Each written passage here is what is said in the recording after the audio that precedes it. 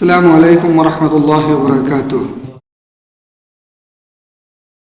الحمد للہ رب العالمین وبہ نستعین وصلی اللہ علی رسول الکریم، اما بعد، قال اللہ تعالی فی کلامہ المجید، اعوذ باللہ من الشیطان الرجیم، بسم اللہ الرحمن الرحیم، الا من تاب وآمن وعمل صالحا فاولئک یبدل اللہ سیئاتہم حسنات وکان اللہ غفورا رحیما۔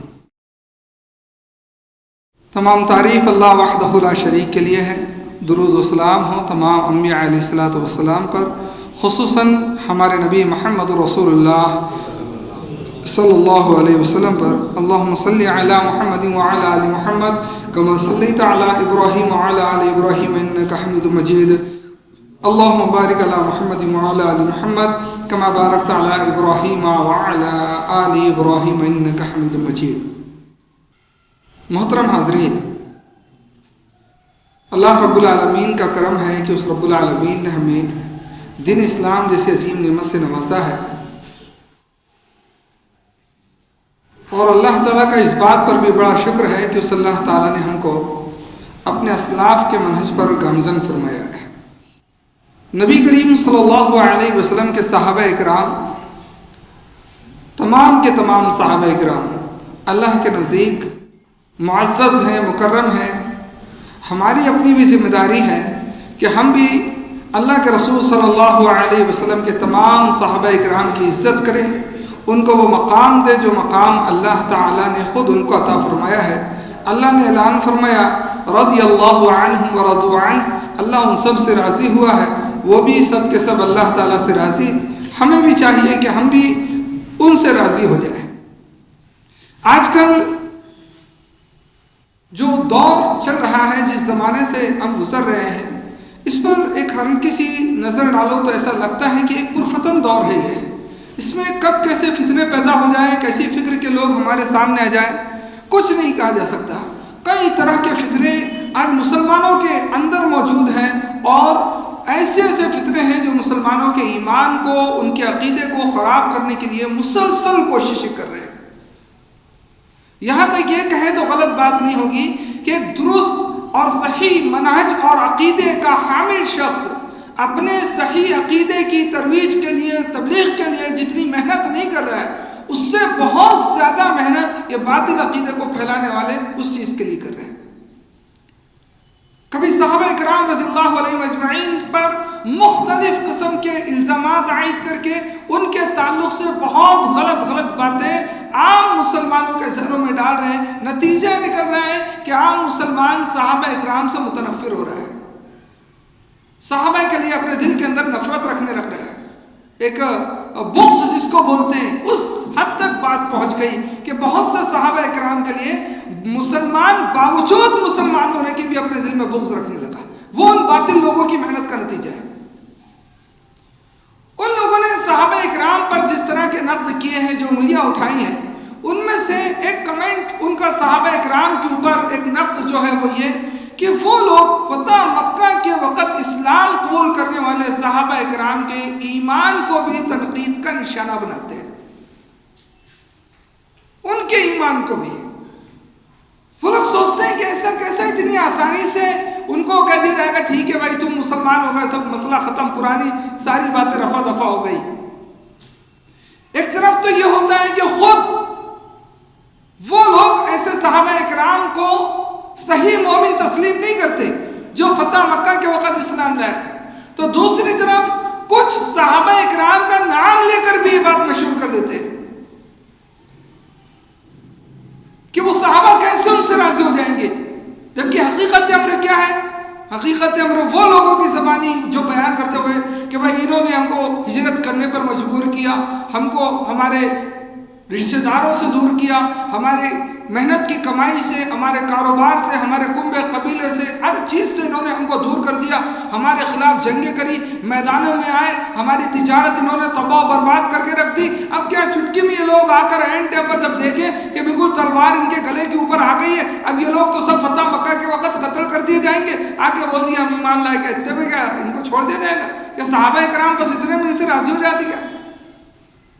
یہ بہت خراب قسم کا دھوکہ جو عوام کے ذہن میں ڈالا جا رہا ہے، اس کے لیے لوگ تقریریں کر رہے ہیں، بیانات ہیں لوگوں کے. اسی موضوع کو تھوڑا سا واضح میں کرنے کی کوشش کروں گا. اللہ تعالیٰ سے دعا ہے کہ اللہ رب العالمین جو مجھے حق بات کہنے کی توفیق عطا فرمائے، اور جو بھی میں حق بات کہوں اللہ تعالیٰ مجھے اور تمام سامعین کو اس کو قبول کرنے والا اور اس کے مطابق اپنے عقیدے کی اصلاح کرنے والا بنائے. دیکھیے، اللہ کے رسول صلی اللہ علیہ وسلم پر جو لوگ ایمان لائے، ان کے ایمان لانے کی صرف کوئی ایک خاص شکل موجود نہیں تھی. کچھ لوگ ایسے تھے جن کو اللہ کے رسول صلی اللہ علیہ وسلم نے دعوت دی تو نبی کریم صلی اللہ علیہ وسلم کی دعوت سے متاثر ہو کے وہ لوگ ایمان لے آئے، دعوت قبول کی ان لوگوں نے. کچھ ایسے تھے جنہوں نے اللہ تبارک و تعالیٰ کی نشانیاں، معجزات جو دیکھے نا تو معجزات سے، نشانیوں سے متاثر ہوئے اور ایمان لے کر آئے.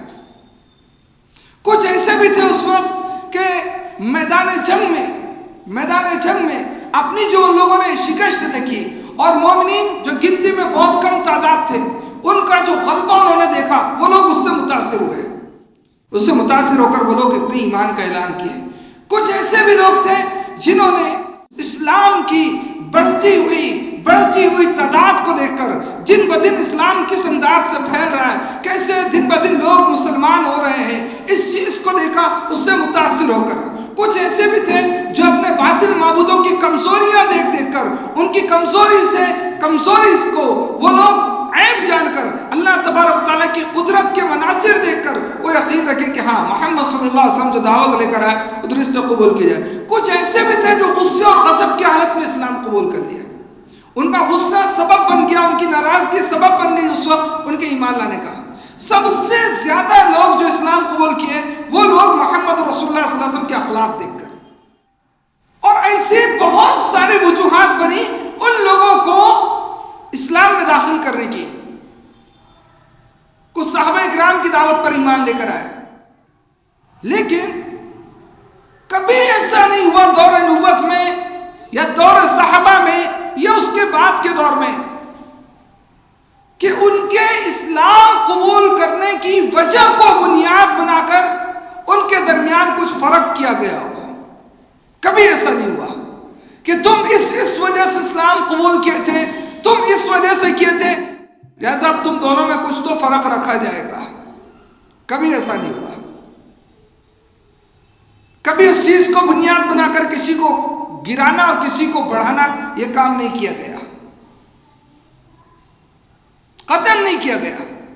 یہ جو آج کی فکر ہے نا، جو لوگ کام کر رہے ہیں، واقعی وہ لوگ ان صحابہ کرام کے طریقے کے خلاف چل رہے ہیں اور کسی نہ کسی طرح ان صحابہ کرام کی نفرت لوگوں میں ڈالنا چاہ رہے ہیں. یہ پہلی چیز ہے جو سب لوگوں کو جان لینا چاہیے، ہمیں اچھی طرح سمجھنا چاہیے. دوسری چیز جو بڑی اہم چیز ہے، انسان نے اپنی زندگی میں چاہے کتنے بھی گناہ کیا ہو، کسی بھی قسم کے گناہ کیا ہو، کتنے بڑے بڑے گناہ، اگر وہ شخص توبہ کر لے، ایمان لے آئے، تو اللہ تبارک و تعالیٰ کی طرف سے اس کے لیے کچھ بشارتیں ہیں، کچھ انعامات ہیں جس کا اللہ تبارک و تعالیٰ نے اس شخص سے وعدہ کیا ہے. مثال کے طور پر دیکھیں، صحیح مسلم کے اندر ایک حدیث ہے، عمرو بن العاص رضی اللہ تعالی عنہ وہ بیان کرتے ہیں، لما جعل اللہ الاسلام فی قلبی، جب اللہ تبارک و تعالیٰ نے میرے دل میں اسلام کی محبت ڈال دی تو میں اللہ کے رسول صلی اللہ علیہ وسلم کی خدمت میں حاضر ہوا اور میں نے کہا، اب ابسط یمینک، آپ اپنا سیدھا ہاتھ بڑھائیے، میں آپ کے ہاتھوں پر بیعت کرنا چاہتا ہوں. اللہ کے رسول صلی اللہ علیہ وسلم اپنا سیدھا ہاتھ آگے کیے. جیسا نبی کریم صلی اللہ علیہ وسلم نے اپنے ہاتھ آگے کیے بیعت کے لیے، تو عمرو بن العاص اپنا ہاتھ واپس کھینچ لیے. تو اللہ کے رسول صلی اللہ علیہ وسلم نے سوال کیا، بھئی آپ کو کیا ہو گیا؟ مالک یا عمرو، اے عمرو بن العاص کیا ہوا تم کو؟ مطالبہ تو تم نے کیا نا کہ میں ہاتھ بڑھاؤں بیعت کے واسطے، میں نے ہاتھ بڑھایا، آپ اپنا ہاتھ کھینچ لیتے ہو.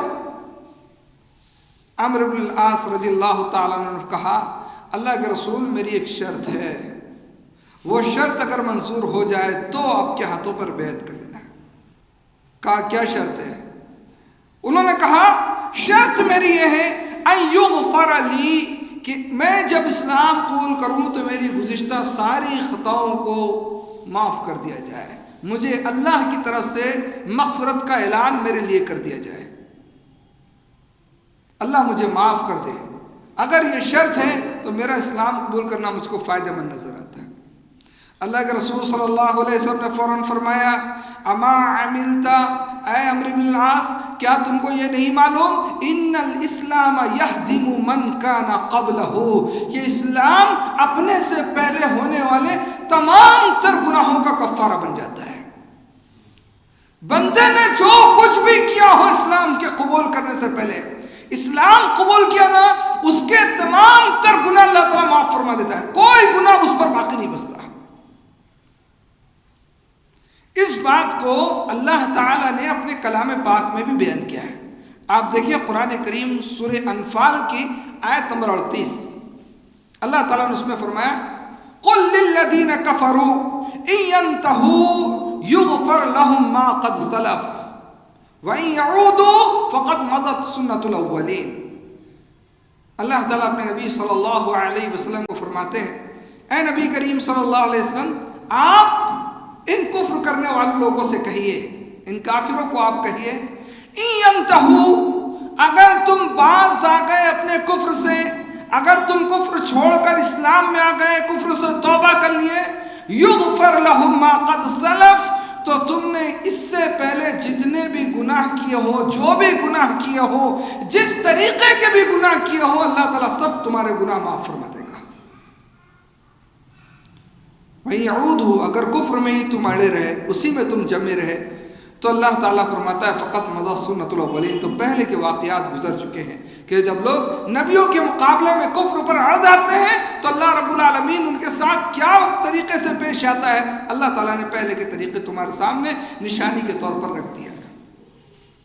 تو یہ سورہ انفال کی آیت نمبر 38 یہ بھی اس بات پر دلیل ہے کہ اللہ رب العالمین اس شخص کے تمام گناہ معاف فرما دیتا ہے جو شخص اسلام قبول کرے۔ اب پہلے چاہے اس نے کسی بھی قسم کے گناہ کیا ہو، ہم بات کرتے ہیں قتل کی کہ انہوں نے قتل کر دیا، انہوں نے اتنے لوگوں کو مارا، جنگوں میں میدان میں آمنے سامنے ہوئے، ان کی وجہ سے کتنا خون خرابہ ہوا۔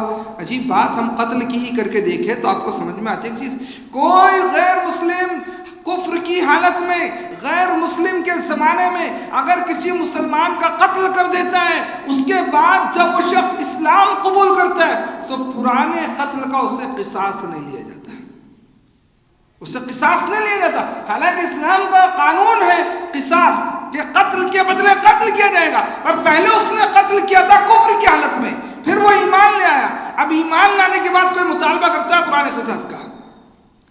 تمام مسلمان متفق اس پر، کوئی مطالبہ نہیں اس سے ہوتا پرانے قتل کے بارے میں۔ کیوں مطالبہ نہیں ہوتا؟ اسی سبب نہ کہ اللہ رب العالمین نے سب معاف کر دیا ہے، اور رب اس کو معاف فرما رہا ہے۔ یہاں پر لوگ گزارش کر رہے ہیں کہ بھئی ہم کیسے ایکسپٹ کر لیں اس چیز کو؟ قرآن کریم یہ تو جو حدیث سے رسول صلی اللہ علیہ وسلم تھی صحیح مسلم کی، عمرو بن العاص رضی اللہ تعالیٰ عنہ کا واقعہ اسلام قبول کرنے کا، اور یہ قرآن کریم سورہ انفال کی آیت نمبر 38، اس سے بھی ذرا آگے بڑھے۔ یہ حدیث اور آیت میں تو اتنی بات ہی بیان کی گئی ہے کہ اللہ تبارک تعالیٰ ان کے گزشتہ گناہ کو معاف فرما دیتا ہے، بات اتنی بیان کی گئی ہے۔ اس سے آگے چلے سورہ فرقان، اس کی آیت نمبر 70، اللہ تبارک تعالیٰ نے اس میں کیا ذکر کیا ہے؟ اللہ تبارک تعالیٰ فرماتا ہے إِلَّا مَن تَابَ وَآمَنَ وَعَمِلَ صَالِحًا فَأُولَٰئِكَ يُبَدِّلُ اللَّهُ سَيِّئَاتِهِمْ حَسَنَاتٍ وَكَانَ اللَّهُ غَفُورًا رَحِيمًا۔ اللہ کا کلام ہے جی، وہ لوگ کتنے کیسا اپنے ان کے دلوں میں کیا اسلام کے بارے میں کیا سوچتے ہیں، وہ سوچے تو صحیح، کیا علم رکھتے ہیں وہ لوگ اسلام کے بارے میں، جو صحابہ اکرام کے اوپر کلام کر لے، ان کی پہلی غلطیوں کو دیکھتے ہوئے بعد کے دور کے اوپر بھی نقد کرنا شروع کر دے۔ اللہ فرماتا ہے جو لوگ توبہ کر لیں، اس سے پہلی آیتوں میں اللہ نے کافروں کا ذکر کیا، پھر اللہ تعالیٰ اس آیت میں بیان فرماتا ہے جو توبہ کر لے، إِلَّا مَن تَابَ وَآمَنَ، اور ایمان لے آئے، وَعَمِلَ صَالِحًا، اور نیک کام کرنا، نیک اعمال کرنا شروع کر دے، فَأُولَٰئِكَ يُبَدِّلُ اللَّهُ سَيِّئَاتِهِمْ حَسَنَاتٍ، تو یہ وہ معزز اور مکرم لوگ ہیں کہ ان کے گناہوں کو بھی اللہ تعالیٰ نیکیوں میں بدل دیتا ہے۔ اللہ اکبر. اللہ اتنا بڑا اعلان کر رہا ہے, گناہ جو ہو گئے کسی زمانے میں, آج اگر توبہ کرے, ایمان والے بن جائیں, نیک عمل کرنے لگے, تو اس زمانے کے گناہوں کو بھی اللہ تبارک و تعالی نیکیوں میں تبدیل کر دیتا ہے. اللہ کی طرف سے اتنا بڑا اعلان ہے, اور یہاں لوگ آواز اٹھاتے ہیں کہ بھئی اتنی بڑی بڑی انہوں نے غلطی کی, کیسا ہو سکتا ہے کہ صحابہ اکرام ان کے اتنے بڑے بڑے جرائم کو چٹکی میں بھول جائیں.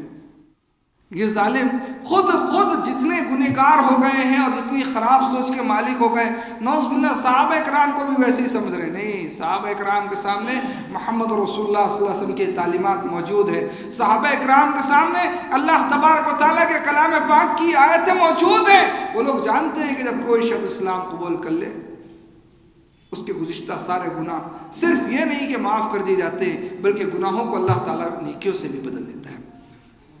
تو یہ تو دو باتیں ہو گئیں. پہلی بات کیا تھی کہ ان کے اسلام لانے کی نبی کی زندگی میں بہت ساری وجوہات بنی, لیکن کسی بھی وجہ کو لے کر کسی کو فوقیات یا کسی کو گرانا یہ نہیں چلا اس زمانے میں. دوسری چیز کیا بنی, دوسرا پوائنٹ کیا آیا کہ جو بھی شخص اسلام قبول کرتا ہے, پہلے اس نے کوئی سے بھی گناہ کیا, چاہے قتل ہی کیوں نہیں کیا مسلمانوں کا, اللہ تبارک تعالیٰ اس سب گناہ کو معاف کرتا ہے. اب قتل کی بات کرتے ہیں, پہلے وہ شرک کرتا تھا, کفر کرتا تھا, اللہ اس کو بھی تک معاف کر دیتا ہے. اس سے بڑا تو کوئی گناہ نہیں نا. وہ شرک کرتا تھا, پہلے کفر کرتا تھا, اس کے شرک اور کفر کو بھی اللہ تعالیٰ معاف فرما دیتا ہے جب وہ توبہ کر کے ایمان لے آیا تھا. اس کے بعد کس کو کیا حق بنتا ہے. اب تیسری چیز جو اہم پوائنٹ ہے, تیسرا اہم نقطہ ہے, اس کی طرف آئی ہے. وہ کیا ہے؟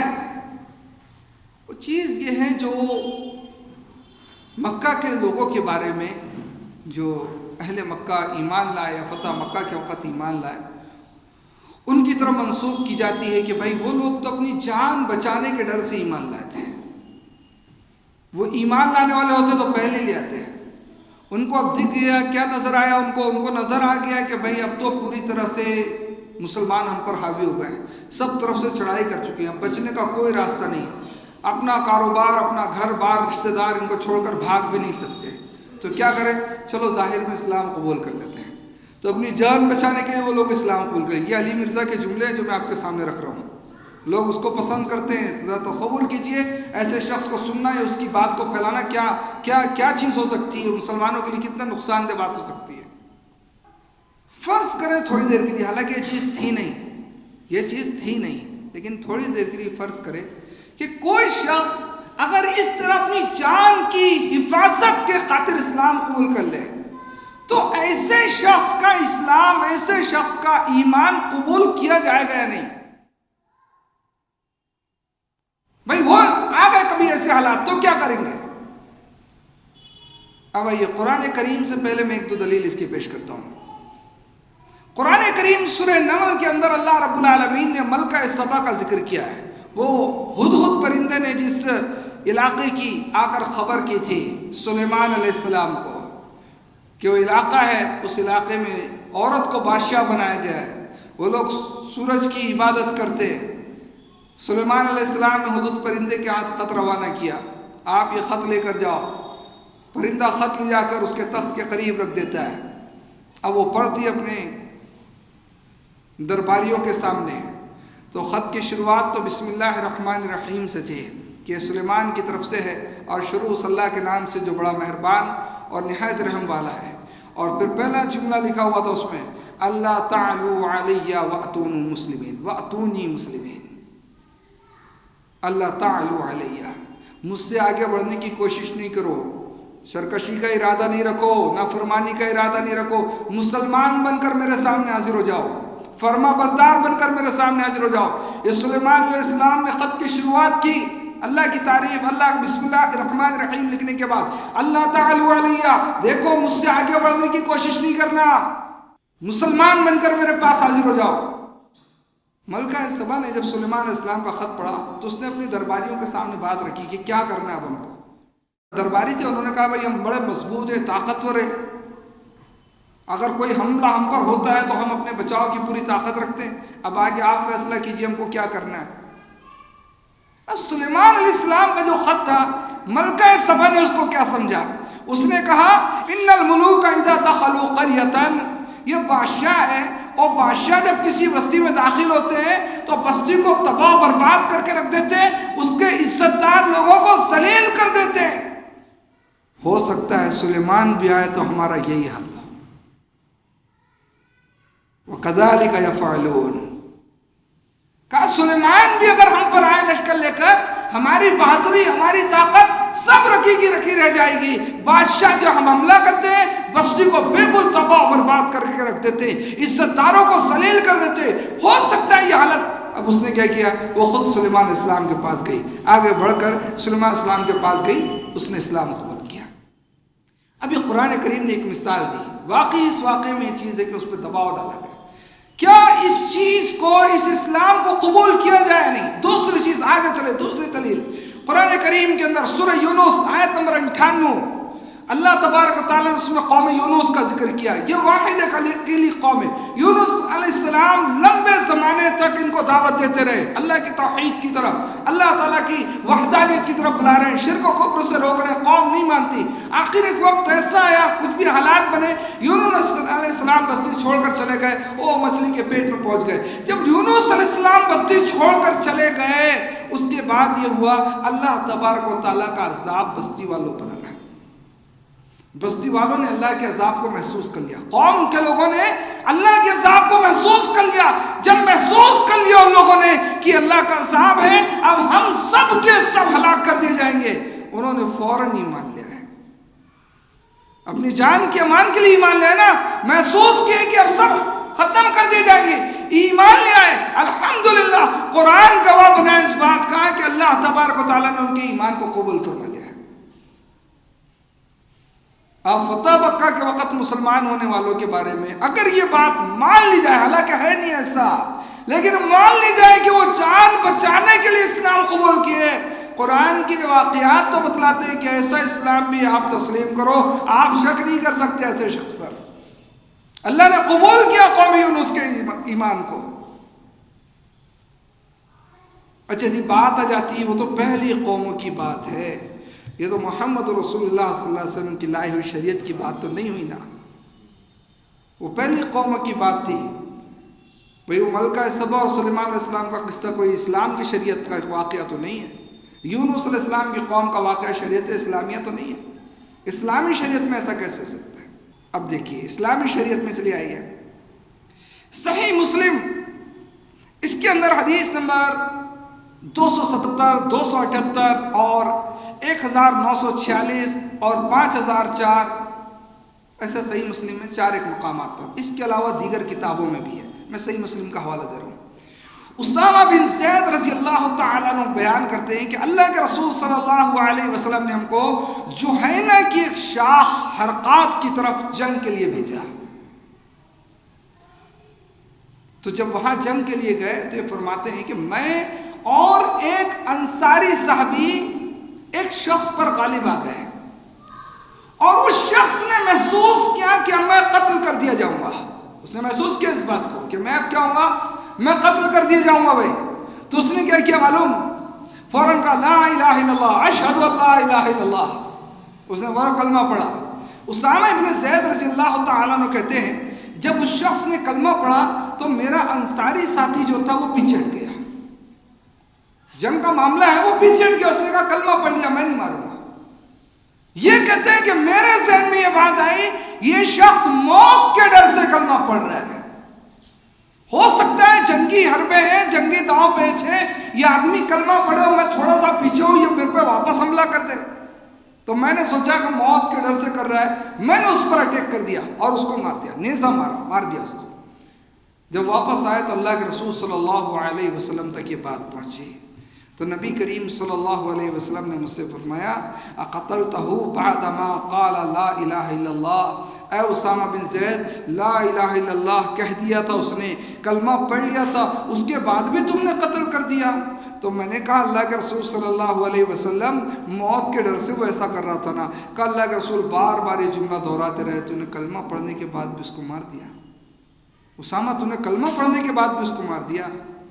دوسری حدیث کے اندر الفاظ ہیں کہ اللہ کے رسول صلی اللہ علیہ وسلم کے سامنے میں نے کہا اللہ کے رسول موت کے ڈر سے وہ کلمہ پڑھ رہا تھا، تو نبی کریم صلی اللہ علیہ وسلم نے فرمایا افلا شققت عن قلبہ، اے اسامہ تو نے اس کا سینہ چیر کے دل میں دیکھ کیوں نہیں لیا، دل پھاڑ کے تو نے دیکھ کیوں نہیں لیا، دیکھ لیتا تو کہ اس نے موت کے ڈر سے کلمہ پڑھا یا اللہ کی رضا کی خاطر کلمہ پڑھا۔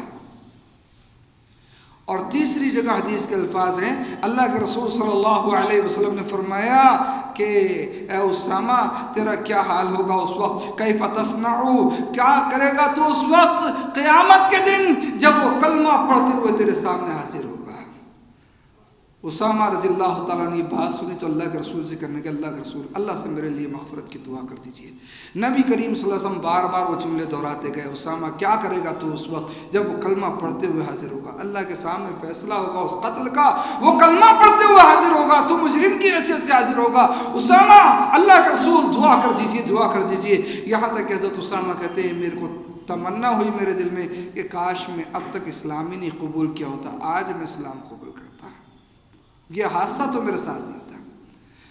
اب دیکھیے اتنی بڑی بات ہے، صحیح مسلم کے اندر کئی جگہ یہ واقعہ موجود ہے، میں نے ابھی حوالہ جات آپ کے سامنے رکھا۔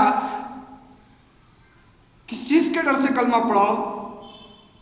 اسامہ رضی اللہ عنہ یہی محسوس ہے، کلمہ ظاہر میں یہی دکھا تھا، ظاہر میں تو دکھا یہی تھا بھائی اللہ کے رسول صلی اللہ علیہ وسلم تو شخص کے اسلام کو قبول کر رہے ہیں، آپ اس کے اسلام کو قبول کر رہے ہیں، آپ کہہ رہے ہیں بھائی تم سینہ چیر کے کیوں دیکھ رہے ہو، کیسا اس نے اسلام قبول کیا، آپ تو یہ دیکھو کر لیا نا، وہ آپ کے لیے کافی ہے۔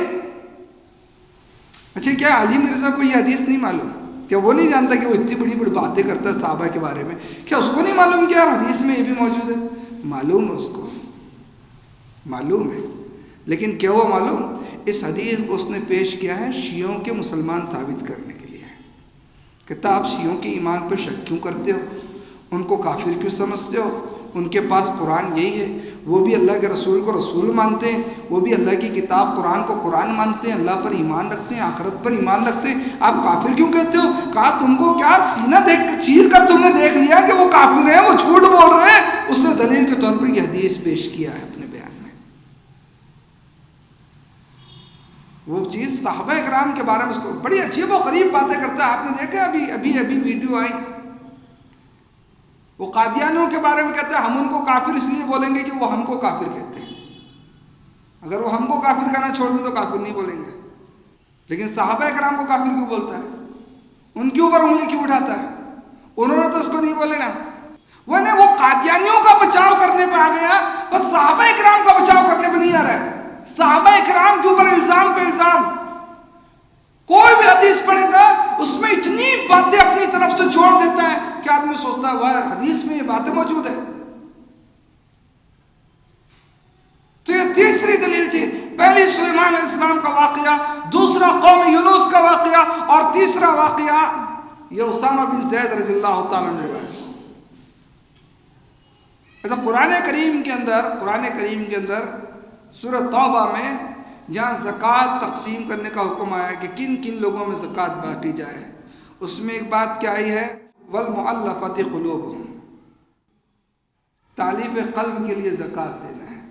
مطلب کیا، کوئی غیر مسلم ہے، اس کے اسلام میں آنے کی امید لگتی ہے، ایسا لگتا ہے کہ آپ اس کی اگر زکوٰۃ کے ذریعے مدد کریں گے تو وہ اسلام پر آ جائے گا، تو زکوٰۃ اس کو دی جا سکتی ہے۔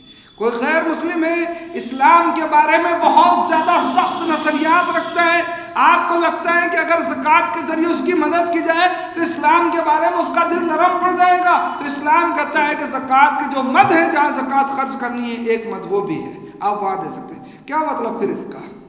آپ ایسے اسلام کو اگر قبول نہ کریں جو ڈر کی حیثیت سے یا لالچ کی حیثیت سے کوئی اسلام جائے، تو پھر اس مد کا مطلب کیا رہ گیا؟ یہاں تو شریعت نے ایک مد مقرر کر دی۔ صحیح بخاری کے اندر ایک واقعہ ہے اور صحیح مسلم میں بھی ہے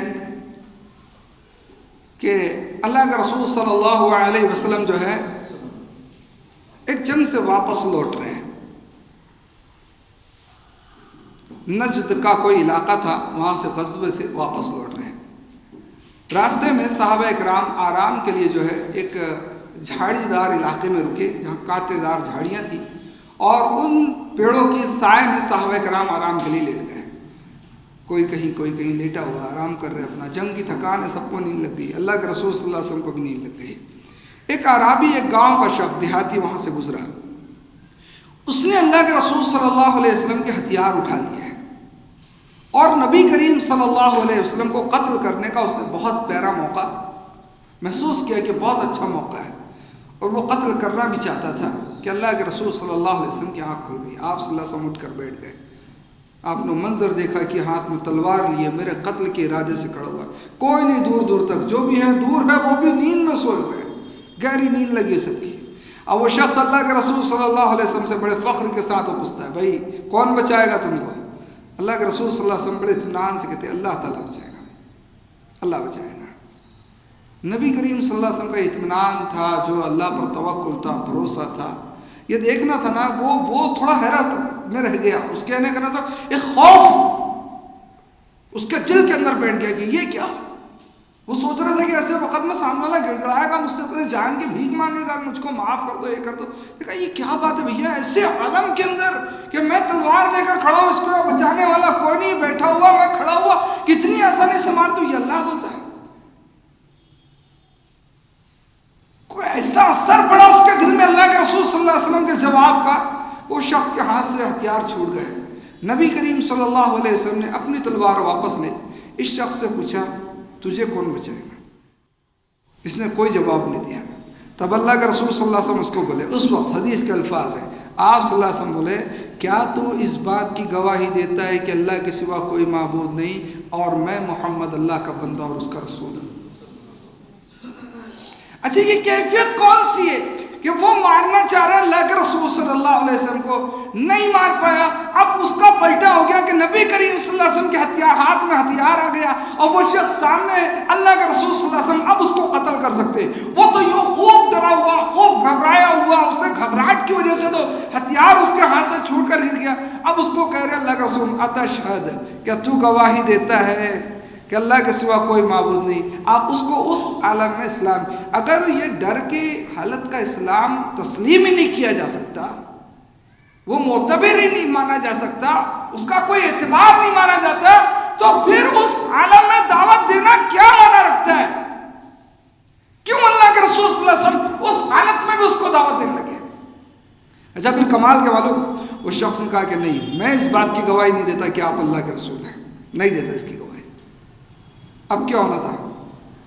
اس نے کہا اتنا میں ضرور وعدہ کرتا ہوں کہ آپ کے خلاف اب کوئی بھی کارروائی نہیں کروں گا, آپ کے خلاف کسی کو بھڑکاؤں گا نہیں. مطلب ہے کہ پہلے کرتا تھا, وہ پہلے بھڑکاتا تھا, اب آپ کے خلاف کسی کو ابھاروں گا نہیں, آپ سے کوئی جنگ نہیں کروں گا.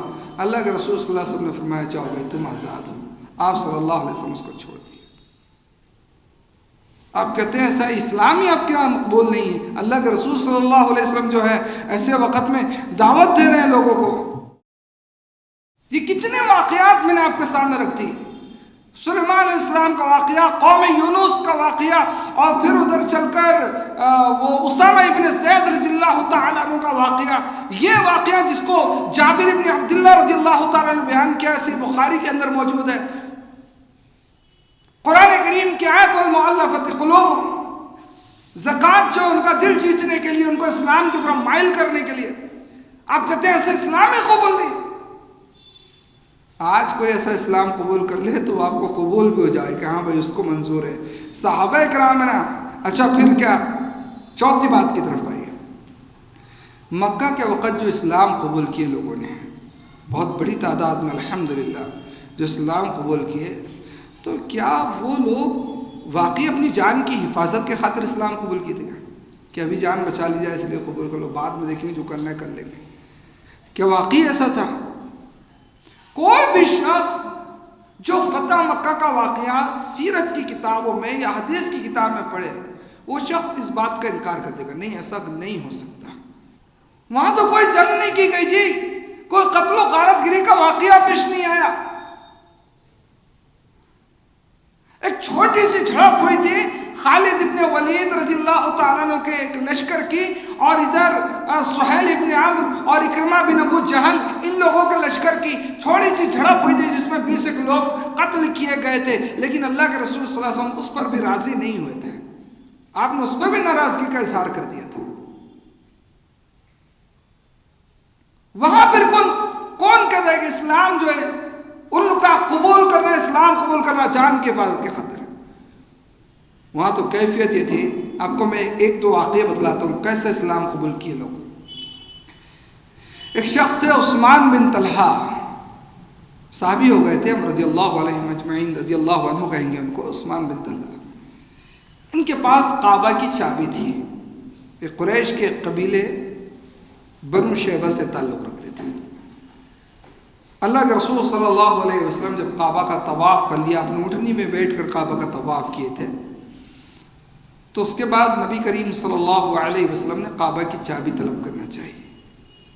حضرت علی رضی اللہ تعالیٰ عنہ کو، بعض روایت میں حضرت عمر رضی اللہ تعالیٰ عنہ کو، ابو بکر رضی اللہ تعالیٰ عنہ کو اللہ کے رسول صلی اللہ علیہ وسلم نے ان کے پاس پہنچایا کہ عثمان بن طلحہ سے وہ چابی لے کر آئی جائے. وہ عثمان بن طلحہ حاضر ہو گئے. پہلے نہیں چاہا انہوں نے دینا، ان کی ماں نے بھی منع کیا، لیکن بعد میں چل کر کچھ حالات ایسے تیار ہوئے کہ وہ دے. نہ چاہتے وہ انہوں نے دیے. وہ اب تک اسلام نہیں قبول کیے تھے. اللہ کے رسول صلی اللہ علیہ وسلم کعبہ کی چابی لی اور اس کے بعد نبی کریم صلی اللہ علیہ وسلم کعبہ کے اندر داخل ہوئے. تو وہاں پر جو ہے ان لوگوں نے ابراہیم علیہ السلام، اسماعیل علیہ السلام کے تک بت بنا کر رکھے ہوئے تھے.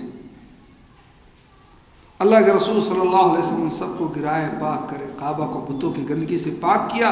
نبی کریم صلی اللہ علیہ وسلم کعبہ کے دروازے میں آئے، اپنے ہاتھ اللہ کے رسول صلی اللہ علیہ وسلم کعبہ کی چوکٹ میں رکھے ہوئے. مشرکین کھڑے ہوئے، ان کو ایسا لگتا تھا کہ ہم مار دیے جائیں گے، قتل کر دیے جائیں گے، یا کیا معلوم ہمارے بارے میں کیا فیصلہ ہوگا. لیکن اللہ کے رسول صلی اللہ علیہ وسلم نے کیا اعلان کیا؟ لا تثریب علیکم اليوم اذهبوا انتم الطلقاء. یہ الگ الگ روایتوں کے الفاظ ہیں.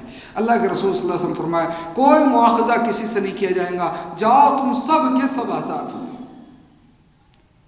کسی پر کوئی گرفت نہیں کی جائے گی، سب کے سب تم آزاد ہو. اللہ اکبر. یہ معاملہ جو اللہ کے رسول صلی اللہ علیہ وسلم کا یہ جو اخلاق تھا، یہ جو کردار تھا، یہ سبب بنا لوگوں کے اسلام قبول کرنے کا. تو جو عثمان ابن طلحہ تھے جنہوں نے چابی اللہ کے رسول صلی اللہ علیہ وسلم کو دی نا، جب نبی کریم صلی اللہ علیہ وسلم کعبہ سے واپس باہر آئے تو اس چابی کو حاصل کرنے کے لیے سب سے پہلے حضرت علی رضی اللہ تعالیٰ عنہ آگے آئے کہ اللہ کے رسول صلی اللہ علیہ وسلم یہ کعبہ کی چابی مجھ کو دے دی جائے، میں کعبہ کا اور زمزم کے کنویں کا محافظ مقرر کر دیا جاؤں، یہ سب کے سب میری نگرانی میں ہو.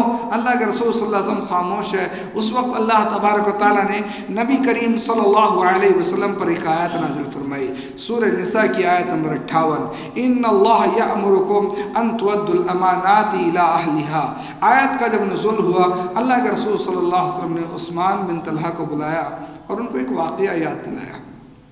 یہ واقعہ خود عثمان بن طلحہ نے بیان کی.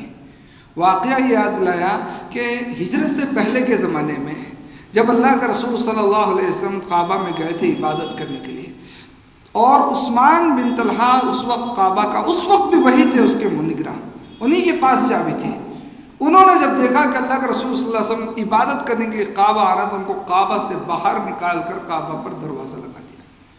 تب اللہ کے رسول صلی اللہ علیہ وسلم نے ان کو کہا تھا کہ عثمان ضرور دیکھنا، تم ایک وقت ایسا آئے گا جب یہ چابی میرے پاس ہوگی، میرے ہاتھ میں ہوگی. تو عثمان نے کہا تھا کہ اس وقت قریش کے لوگ ختم کر دیے جائیں گے. اللہ کے رسول نے فرمایا نہیں، وہ موجود ہوں گے، لیکن اللہ رب العالمین ان کو بہت عزت عطا فرما دے گا. اللہ کے رسول نے عثمان کو واقعہ یاد دلایا، اے عثمان کہ ایسا نہیں ہوا تھا کہ تم نے مجھ کو کعبہ سے نکال کر کعبہ کا دروازہ بند کر دیا تھا، چابی اپنے پاس رکھ لی تھی، مجھ کو کعبہ میں تم نے عبادت کرنے نہیں دی. عثمان کو دھیان میں آیا، ہاں ایسا ہوا تھا. اب وہ سوچ رہے ہیں پتہ نہیں میرے ساتھ کیا کیا جائے گا. لیکن اللہ کے رسول صلی اللہ علیہ وسلم اتنا بڑا واقعہ یاد دلانے کے بعد عثمان ابن طلحہ کو بلاتے اور کہتے ہیں کہ یہ لو، اللہ کا حکم ہے کہ یہ چابی تم کو واپس کر دی جائے. نبی کریم صلی اللہ علیہ وسلم کا کردار دیکھنا تھا کہ حضرت عثمان ابن طلحہ فوراً کہے اشہد اللہ الہ الا اللہ و اشہد ان محمد رسول اللہ. یہ کون سے دباؤ میں اسلام قبول کیے؟ کون سے دباؤ میں اسلام قبول کر رہے ہیں؟ یہ جان کی حفاظت کے لیے اسلام قبول ہو رہا ہے کیا؟ اللہ کے رسول نے چابی ان کو دی، صرف ایسا نہیں کہ ان کو دی، کہا قیامت تک اب یہ چابی تمہارے ہاتھ میں رہے گی، تمہاری نسل میں رہے گی، کوئی تم سے نہیں چھینے گا مگر وہ جو بہت بڑا ظالم و جابر ہوگا۔ الحمدللہ آج تک کعبہ کی چابی اسی نسل میں ہے، لیکن ہاں آج اتنا اس میں تغیر ہو چکا ہے کہ اب کعبہ کی ایک نہیں، ایک سے زیادہ چابی ہیں ان کے پاس بھی رکھی گئی ہے، اور ان کے علاوہ کچھ ذمہ داروں کے پاس اور بھی ہے، لیکن آج تک اس نسل میں چابی الحمدللہ موجود ہے۔ ایسا اسلام قبول کیا ان لوگوں نے، اب کہتے ہیں دباؤ میں اسلام قبول کر لیا ہے، لگتا ہے یہ لوگ دباؤ میں اسلام قبول کر رہے ہیں۔ فتح مکہ کے موقع پر صرف 9 لوگ تھے جن کے تعلق سے اللہ کے رسول صلی اللہ علیہ وسلم نے فرمایا تھا اگر یہ لوگ کعبہ کے پردے سے لپٹ بھی جائیں تو بھی ان کو قتل کر دیا جائے، لیکن جانتے ہیں ان 9 لوگوں سے بھی پھر 5 لوگوں کو معاف کر دیا گیا تھا، جس میں سے ایک ابو جہل کا بیٹا اکرمہ بھی تھا۔ کچھ ایسے تھے جن کی ضمانت کچھ صحابہ اکرام لے لیے کہ اللہ کے رسول صلی اللہ علیہ وسلم ان کو ہمارے خاطر چھوڑ دیجئے، اللہ کے رسول نے فرمایا چلو ٹھیک ہے بھائی ان کو چھوڑ دیتے۔ کوئی آیا اللہ کے رسول صلی اللہ علیہ وسلم ان کو میرے خاطر آزاد کر دیے، اللہ کے رسول نے فرمایا چلو یہ بھی معاف ہے۔ صرف 4 لوگ ایسے تھے جن کی ضمانت کوئی نہیں لے پایا، وہ لوگ قتل کر دیے گئے، باقی وہاں تو کوئی قتل و غارت گری ہوئی نہیں۔ کیسا کہتے بھائی وہ جان کے ڈر سے انہوں نے اسلام قبول کر لیا۔ اچھا اٹیک کیا کیا جا رہا ہے؟ فتح مکہ کے موقع پر جو اسلام قبول کیے، جو لوگ ایمان لائے، ان کا ایمان جو ہے وہ شک والا ایمان ہے، وہ جان کو بچانے کے لیے انہیں نہیں ایمان لایا نا، دباؤ میں۔ سوال یہ ہے کہ ایمان لایا کون تھا؟ کون ایمان لایا تھا وہاں پہ؟ کتنے لوگ ایمان لائے تھے معلوم؟ قرآن کریم کے اندر اللہ تعالیٰ نے اس کا ذکر کیا کہ اذا جاء نصر اللہ والفتح ورأیت الناس يدخلون فی دین اللہ افواجا۔ اے نبی کریم صلی اللہ علیہ وسلم جب اللہ کی مدد آئے گی، مکہ فتح ہوگا، آپ دیکھیں گے لوگ فوج کے فوج اللہ کے دین میں داخل ہو گئے۔ کہاں میں داخل ہو گئے؟ اللہ کے دین میں داخل ہو گئے۔ 2-4 لوگ نہیں ہوئے، کیسے ہوئے؟ فوج کے فوج۔ یہ اللہ نے اپنے کلام میں کہا نا، جی علی مرزا نے بھی یہ آیت پیش کی ہے، لیکن اس نے کیا کہا؟ اپنی جان بچانے کے لیے فوج کے فوج داخل ہو رہے ہیں۔ یہ اللہ فرما رہا ہے کہ اللہ کے دین میں داخل ہو رہا ہے، اللہ خبر دے رہا ہے جی۔ اللہ آپ دیکھو گے کہ لوگ فوج در فوج اللہ کے دین میں داخل ہو رہے ہیں، تو داخل اتنے لوگ ہوئے فوج در فوج۔ آپ جب صحابہ اکرام کی زندگیاں پڑھیں گے، ان کے تعلق سے معلومات لیں گے، تو آپ کو پتہ چلے گا کہ فتح مکہ کے بعد صحابہ اکرام کی جو تعداد تھی فتح مکہ کے پہلے اس کے مقابلے میں بہت کم تھی، وہ تعداد میں بہت کم۔ اصل جو صحابہ کی تعداد بڑی وہ فتح مکہ کے بعد ہوئی۔ اتنے لوگ اس وقت اسلام قبول کیے۔ اب جملہ تو یہی ہے کہ بھائی اس وقت جو اسلام قبول کیے ان کا ایمان مشکوک، لیکن معلوم ہے حقیقت امر یہ ہے کہ لوگوں نے نام لیا کس کا؟ ابو سفیان کا، معاویہ کا، ہندا کا، معاویہ کے بھائی یزید ابن ابو سفیان کا، اور اٹیک کرنے لگے ان پر۔ اسلام کتنوں نے قبول کیا؟ یہ 4-5 لوگوں پہ ہی اوپر اٹیک کیوں؟ اور کون زیادہ آگے بڑھے تو بنو امیہ کے لوگ سارے کے سارے۔ یہ بہت بڑا ظلم ہے، یہ واقعی نفرت اور بغض کی علامت ہے کہ ایک ایسا آدمی جس کے دل کے اندر ان لوگوں کے لیے بغض ہو، ان سے نفرت ہو، ان کے خلاف حسد ہو، وہی شخص یہ سب کام کر سکتا ہے، اور کچھ شخص نہیں کہ علی مرزا کے دل کے اندر ان کے لیے بغض ہے، نفرت بھری ہوئی ہے۔ تبھی اس نے کام کیا کہ ایک طرف تو بات یہ پھیلائی کہ مکہ کے وقت جو اسلام قبول کیے فتح مکہ کے وقت ان کے اسلام کو شک کے دائرے میں لایا، اور پھر اس کو سمیٹ کر لا کر رکھ دیا کہاں پہ؟ بنو امیہ کے گھرانے کے اندر۔ باقی سب لوگ تو نہیں، اب سب لوگ کے اوپر کوئی کمنٹ نہیں ہے۔ اب آخر چیز کی طرف آئے کہ اللہ رب العالمین ان لوگوں کے لیے کیا اعلان کرتا ہے۔ یہ تو ہمارے اپنے دلائل جو قرآن کے مختلف جگہوں سے اٹھا کر ہم نے رکھ لیے، حدیثوں سے مختلف مقامات سے سامنے ہم نے لا لیے اور سمجھ لیے کہ بھائی بات کیسی ہے، لیکن اللہ تبارک و تعالیٰ کا اپنا کیا اعلان ہے؟ اللہ تعالیٰ نے کیا فیصلہ سنایا ہے ان لوگوں کے وقت میں، ان لوگوں کے بارے میں جو فتح مکہ کے وقت یا اس کے بعد اسلام لائے، ان کے بارے میں اللہ کیا فیصلہ ہے؟ اللہ تبارک و تعالیٰ قرآن کریم کے اندر فرماتا ہے، سورہ حدید آیت نمبر 10 میں، اللہ نے فرمایا لا یستوی منکم من انفق قبل الفتح وقاتل اولئک اعظم درجۃ من الذین انفقوا من بعد وقاتلوا وکلا وعد اللہ الحسنى واللہ بما تعملون خبیر۔ اللہ فرماتا ہے کہ وہ لوگ جو فتح مکہ کے پہلے اسلام لائے اور اللہ رب العالمین کی راہ میں جنگ کیا، اور وہ لوگ جو فتح مکہ کے بعد ایمان لائے اور اللہ کی راہ میں خرچ کیے، اللہ کی راہ میں جنگ کیے، نیک عمل کیے، اللہ کہتا ہے دونوں برابر نہیں ہیں۔ وہ لوگ جو فتح مکہ کے پہلے ایمان لائے، اللہ کی راہ میں خرچ کیے، اللہ کی راہ میں جنگ کیے، ان کا مقام اللہ کے نزدیک زیادہ بلند ہے، ان کا مقام واقعی اللہ تعالیٰ کے نزدیک زیادہ بلند ہے۔ انہوں نے بہت ساری قربانیاں دی ہیں، بہت تکلیفیں برداشت کی ہیں، بہت سی اذیتیں انہوں نے اٹھائی ہیں، ایسی ایسی قربانیاں دی کہ فتح مکہ کے بعد ایمان لانے والے وہ قربانیاں تو نہیں پیش کر سکتے۔ یہ اللہ رب العالمین نے فرق کیا قرآن کریم کے اندر، لیکن اللہ آگے کیا فرماتا ہے وَكُلًّا وَعَدَ اللَّهُ الْحُسْنَى، دونوں کے ساتھ اللہ تعالیٰ کا بھلا، اللہ کا ارادہ بھلائی کا ہے، دونوں کے ساتھ اللہ کا ارادہ بھلائی کا ہے۔ پہلے ایمان لائے ان کے ساتھ بھی اللہ کا ارادہ بھلائی کا ہے، اللہ ان کو بہت زیادہ انعامات عطا فرمائے گا۔ جو بعد میں ایمان لائے ان کے ساتھ بھی اللہ تعالیٰ کا ارادہ بھلائی کا ہے۔ یہ حسنہ جو لفظ آیا وَكُلًّا وَعَدَ اللَّهُ الْحُسْنَى، کئی ایک مفسرین نے لفظ حسنہ کی تفسیر بیان کرتے ہوئے کہا ہے کہ جنت کا ایک نام ہے۔ اگر اس تفسیر کو قبول کیا جائے تو ترجمہ ہوگا کہ دونوں کے ساتھ اللہ تعالیٰ نے جنت کا وعدہ کیا ہوا ہے۔ جو فتح مکہ کے پہلے ایمان لائے وہ بھی، جو بعد میں ایمان لائے۔ اللہ تعالیٰ کبھی جھوٹا وعدہ نہیں کرتا، وعدہ کر کے وعدے کی مخالفت بھی اللہ تبارک تعالیٰ نہیں کرتا۔ اللہ نے آگے ایک بات فرمائی واللہ بما تعملون خبیر، تم جو کچھ بھی کر رہے ہو اللہ تعالیٰ کو سب کی خبر ہے۔ یہ بات کب کہی؟ اس وقت جب اللہ تعالیٰ نے یہ آیت نازل فرمائی کہ اللہ کا تمہارے ساتھ ارادہ بھلائی کا ہے، خیر کا، حسنہ کا، اس وقت یہ بات کہی کہ اللہ تبارک تعالیٰ جانتا ہے، خبر رکھتا ہے اس سب چیز کی جو تم کر رہے ہو، صرف کر رہے ہو نہیں، آیت کا ترجمہ یہ بھی ہے کہ جو تم کرو گے اللہ وہ بھی جانتا ہے۔ عربی زبان ہے نا، عربی زبان جاننے والے جانتے ہیں تعملون فعل مضارع ہے، ابھی جو تم کر رہے ہو اللہ وہ بھی جانتا ہے، اس کی بھی خبر اللہ کو ہے، جو بعد میں تم کرو گے اللہ تعالیٰ کو اس کی بھی خبر ہے۔ خبر ہے اللہ کو، اس خبر کے باوجود اللہ تعالیٰ نے کیا اعلان کیا کہ اللہ تمہارے ساتھ جنت کا وعدہ کرتا ہے، بعد کے حالات کی خبر کے باوجود۔ اب آخر میں ایک چھوٹی سی بات اور رکھنا چاہوں گا، علی مرزا ہو یا اس جیسے دیگر لوگ ہوں، جب اتنی بڑی بڑی بات وہ لوگ کر جاتے ہیں، صحابہ اکرام رضی اللہ علیہ مجمعین کے اوپر اتنا بڑا بڑا اٹیک کو کرتے ہیں، تو کیا ایسا جرم کرنے کے لیے بھی کچھ چیزوں کو وہ دلیل تو بناتے ہوں گے نا؟ ایسا تو نہیں کہ یوں ہوا میں بول دیے، اور لوگ اتنے متاثر ہو کے جو جڑ جاتے ہیں ان سے، تو اس کے ذات کے اندر کوئی ہیرے موتی تو نہیں لگے کہ اس کو دیکھ کر لوگ اس کے قریب آ جائیں۔ وہ کچھ دلیل دینے کی کوشش کرتا ہے، ان دلیل سے لوگ متاثر ہو جاتے ہیں، ایسا ہوتا ہے۔ تو اس نے جو اتنا بڑا ایک صحابہ کے بارے میں ایک غلط بات پھیلا کے رکھے ہوئے، اتنی بڑی غلط بات، اپنی اس غلط بات کے لیے بھی وہ قرآن کریم سے دلیل دینے کی کوشش کرتا ہے۔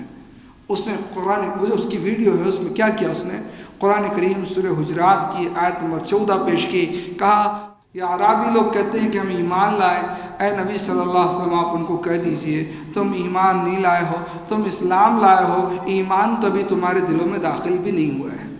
ابھی قرآن کی آیت ہے، اس نے قرآن کی آیت کو وہ مکہ فتح ہوتے وقت جو لوگ فوج در فوج ایمان لائے نا، ان کے اوپر فٹ کر دیا، کہا وہ لوگ ایمان کا دعویٰ کرتے ہوئے اللہ کے رسول کے پاس آ گئے۔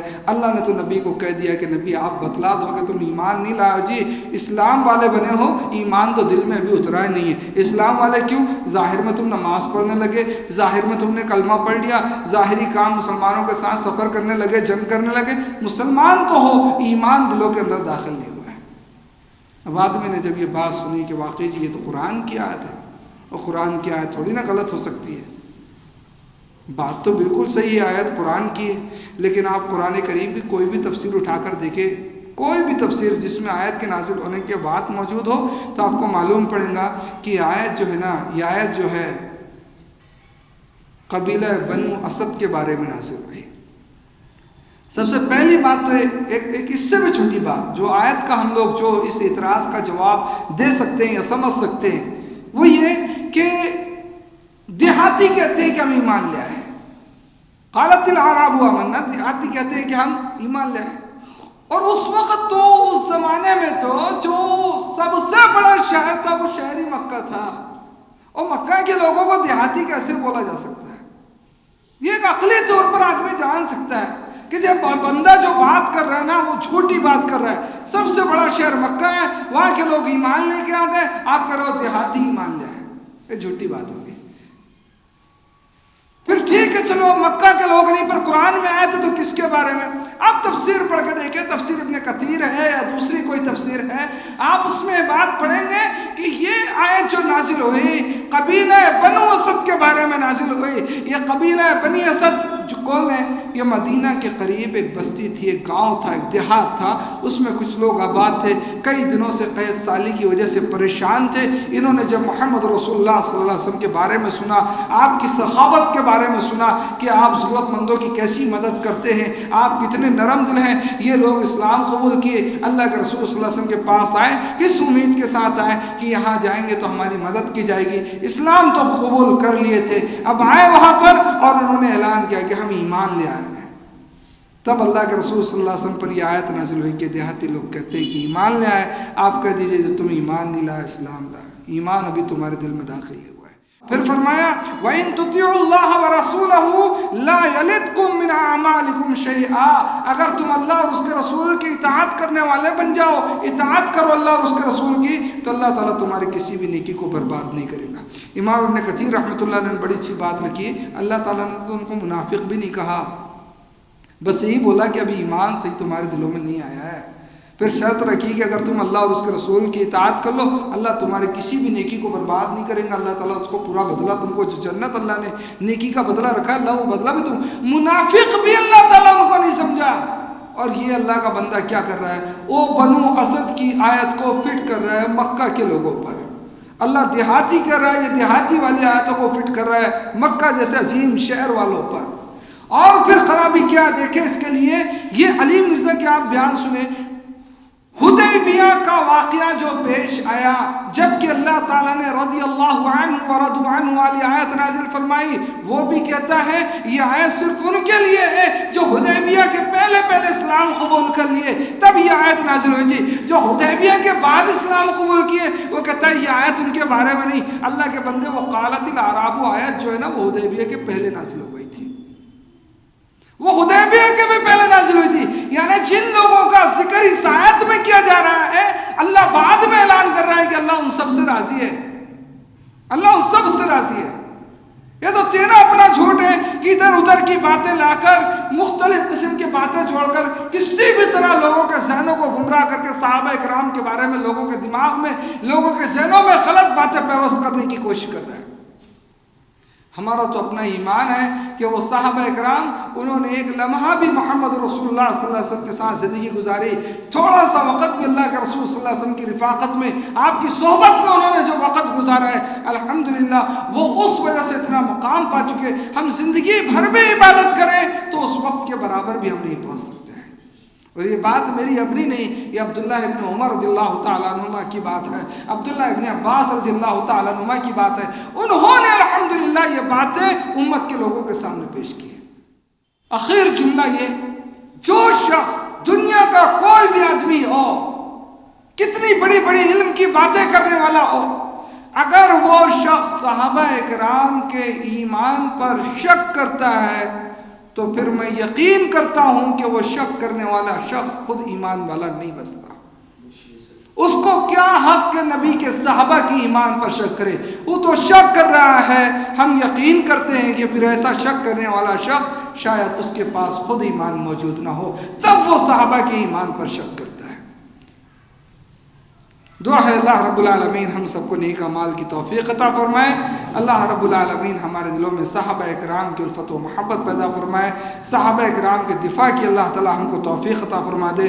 اللہ تعالی ہمارے دلوں کو صحابہ اکرام کی محبت سے پر فرما دے. الہ العالمین جو لوگ بھی صحابہ اکرام کے بارے میں، صحابہ کے کسی بھی طبقے کے بارے میں غلط فہمی کا شکار ہو چکے ہیں، اے اللہ تم سب کی اصلاح فرما دے.